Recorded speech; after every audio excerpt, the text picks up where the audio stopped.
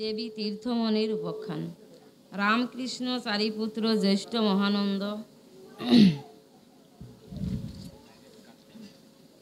কৃষ্ণ চারিপুত্র জ্যেষ্ঠ মহানন্দ শ্রীকুঞ্জ বিহারী রাস বিহারী আনন্দ। রামকৃষ্ণ অনুশ্রী রামনারায়ণ, তার হলো পঞ্চপুত্র হরিপরায়ণ। নামে মর্ত বাংলা বংশ কৃষ্ণপুর গ্রামে, সাধু কোটিশ্বর আর ধনঞ্জয় নামে।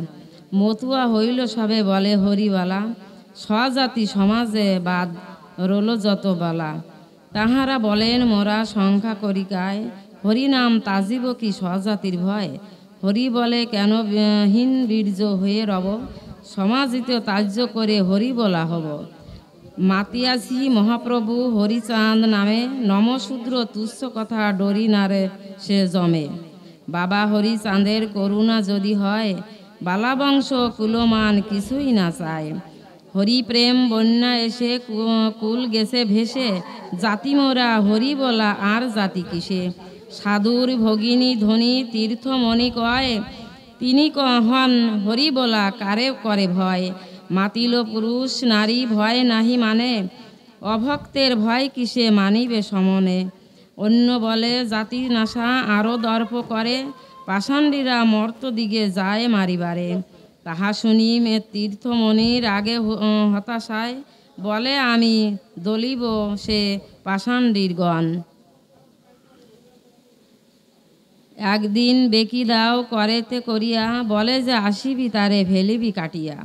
ক্রোধিয়া হইল দেবী যেন উগ্রচণ্ডা, বেকি দাও হাতে নিল যেন খড় খান্ডা।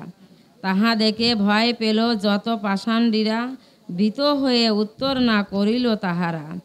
মেয়ের স্বভাব নাই হয়ে হরি বলা, সে কারণে লোকে বলে তীর্থ রামবালা।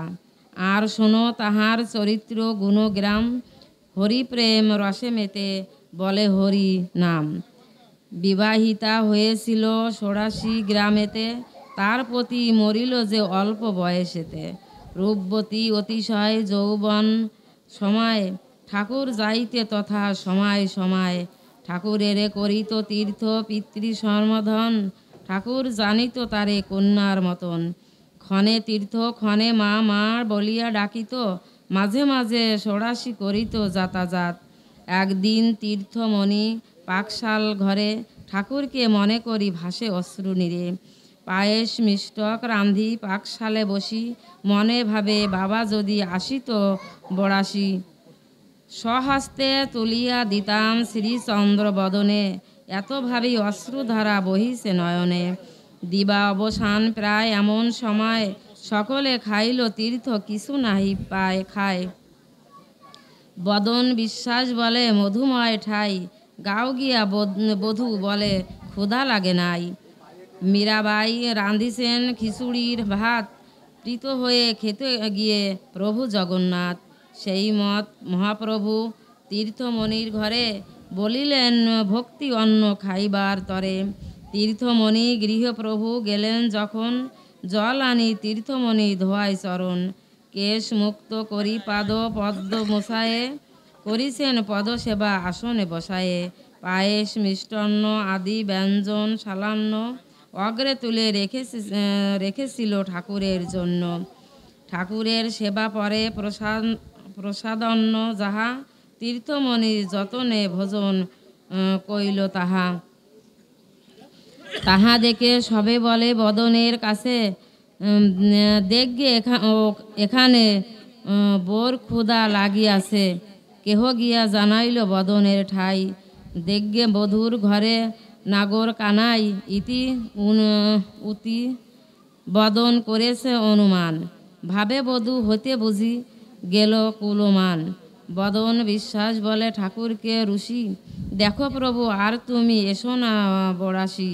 চিরদিন জানি মা তোদের ব্যবহার, মানা করি মোর বাড়ি আসিও না আর।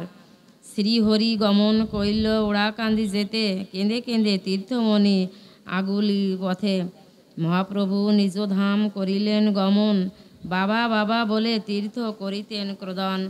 দিবানিশি এই চিন্তা মোদে দিব নয়ন, কিছুদিন পরে সিদ্ধ আরোপ সাধন আরোপে প্রভুর রূপ যখন দেখিত, নয়ন মেলিলে রূপ দেখিবারে পেত।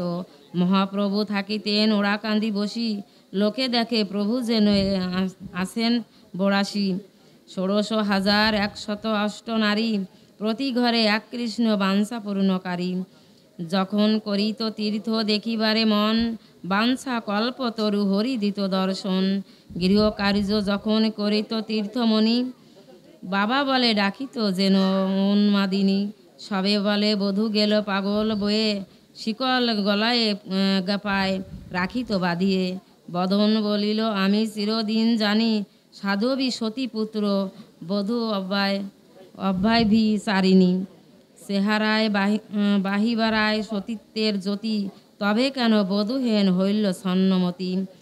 বাবা বাবা বাবা বলে ডাক ছেড়ে ওঠে, ঝাড়া দিলে লোহার শিকল যেত কেটে। বদনের দর্প দর্প হারি কইল চুর, এর মধ্যে তীর্থমণি এলো কৃষ্ণপুর। ভ্রাতু অন্ন ভ্রাতা অতি নির্ভয়া হৃদয়া, মহাভাব অনুরাগে তেজ মহিকায়া। তীর্থমণি বালার সুকীর্তি চমৎকার, কহে কবি রসরাজ রায় সরকার।